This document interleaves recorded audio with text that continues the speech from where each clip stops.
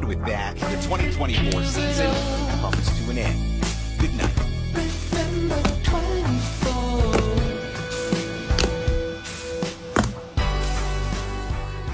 Ang dami nilang na-achieve. May na-achieve ba ako? Madami kang na-achieve. Nabawasan friends ko. Natira ang tunay. Hindi ako nakapag-travel. Malay mo, next year makapag-travel ka. Wala akong achievements. Sa tingin mo, wala kang na-achieve? Yung natapos mo ang taon na to, isa nang malaking achievement. Wala ka mang maipagyabang sa social media. Maipagmamalaki mo naman na nag-grow ka ngayong taon. Madami kang natutunan. Madami kang pinagdaanan. Be proud of yourself kasi lahat yun nalagpasan mo. Hindi mo kailangan makipag-unahan. Hindi mo kailangan makipagsabayan.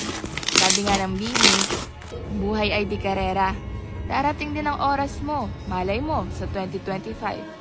Pero sa ngayon, sabihin nating, thank you 2024. Thank you 2024.